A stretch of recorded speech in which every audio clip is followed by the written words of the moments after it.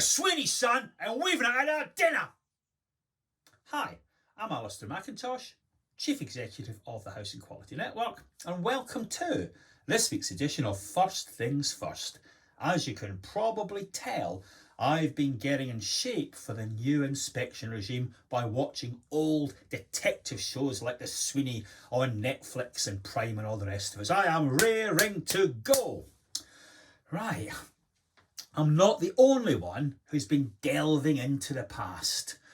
I've had so much correspondence over the last couple of weeks from folk reviving the tiffs of 15, 20 years ago, pro and anti-inspection. As Regan would say, put another bleeding record on. It's getting us nowhere. Why is inspection on the agenda? It's because everyone else has it. When you look to buy or rent a house and you've got some choices, you look at those Ofsted league tables and you buy where the schools are good. So why shouldn't inspection apply to us? When you make any decision on purchasing, if you're watching the pennies, you read star ratings, you read satisfaction ratings. Why shouldn't residents? Obvious argument against it, and it's a powerful one, is that residents don't have that much choice. So what use are these satisfaction surveys and inspections? Are they in fact a spur? Fortunately, last week I did a session for a housing association, and one of the board members is an executive of one of the biggest associations in the country. Previously he worked in a bank, and what he told me was that satisfaction ratings in banks galvanise everyone from top to bottom. They try and hit the best possible ratings out of professional pride as much as anything else. So if you don't like satisfaction ratings, if you don't like inspection, you've got to come up with a better idea as a spur. Now, our friends in Wales advocate creating mutual housing organisations that share the interests of staff and residents. That might be the way to go, but it's incumbent on us to show there are better alternatives.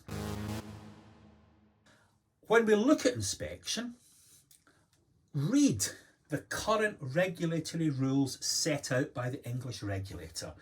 They call for co-design, they call for value for money, they call for local offers. And when you think about it in the round, in every sense, the regulator is asking housing associations and councils and ALMOs to set their own standards with residents and make sure those standards are actually met. So you are, in effect, if you're adhering to the rules, inspecting yourself, and all the regulator has to do is come back in afterwards and audit that your system is actually working effectively. It's called co-regulation. If you're up to the mark, you've nothing to fear. If you've been sitting on your hands, then it is time to really accelerate your process and co-design services with residents. Right, last week, Panorama did a programme tearing in to housing associations and their performance on shared ownership and build quality. The very next day, Sean Bailey, the Conservative candidate for Mayor of London, called for 100,000 new shared ownership properties in the capital. And I thought, is this some kind of betting scam? Is this guy gambling against himself in order to win money? Who in their right mind would create more of these properties if Panorama is correct? Next day, on social media, the professionals took to LinkedIn to accuse Panorama of fake news. The residents took to Twitter to agree with Panorama and say the journalist that made the programme was absolutely spot on. Everything was right. How do we solve a problem like this? Well, a couple of years ago, Persimmon were similarly hammered for poor build quality. What do?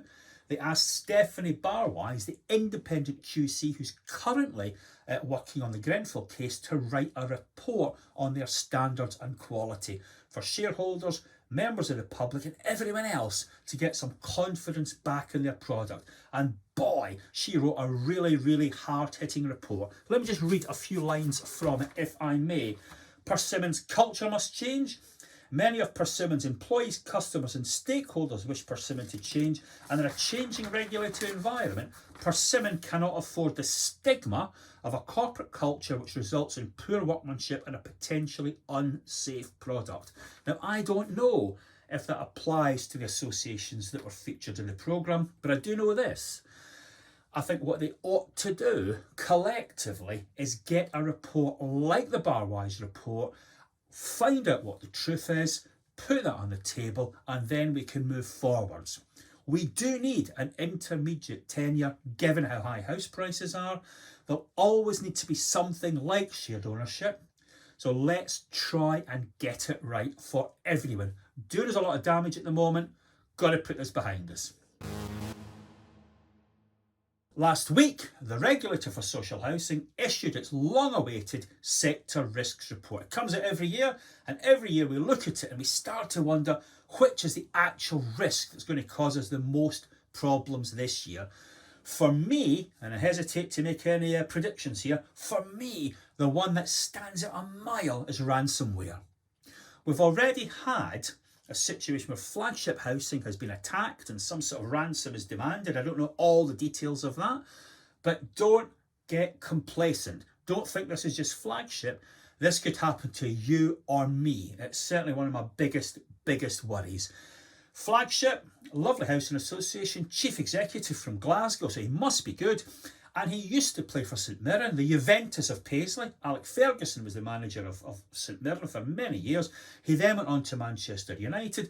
Manchester United and Manchester City have both been subject to very big cyber attacks. So, this is something that's affecting everyone, and I do believe it will affect us in time.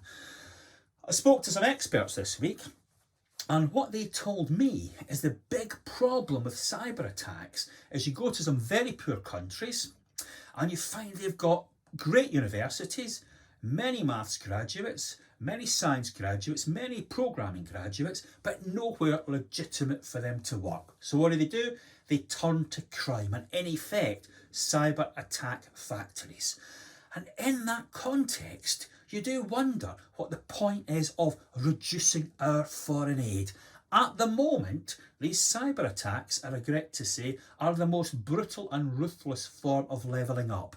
If we want to stop that crime, then we have to invest in countries in a targeted way to give people better opportunities. In effect, foreign aid, targeted the right way, is investment in domestic policing. But rest assured, I am not asking for the police officers nearly new Peugeot estate in the island of Arran to be sacrificed in order to make the savings for foreign aid. There is enough money in the kitty.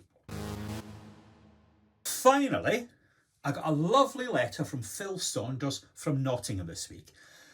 He was very disappointed to see that in my library, I don't have the history of council housing in Nottingham. That is a scandalous omission. Phil, I would be delighted to receive a copy of that magnificent tome.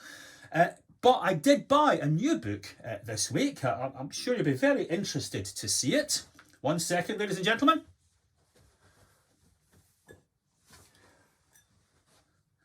Yes, I'll read that in a minute. Here is my new book. It's by Camus. You can see it's about the bicentennial of Napoleon. It's a magnificent tome, isn't it? Look at that, ladies and gentlemen. Magnificent tome.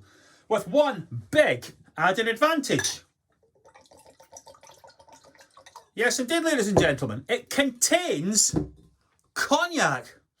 And very fine cognac too. Now, can I drink this? Yes, I can. Because I do have a substantial meal. Thanks for your attention. Look forward to hearing from you during the week, and let's talk again next week. Goodbye.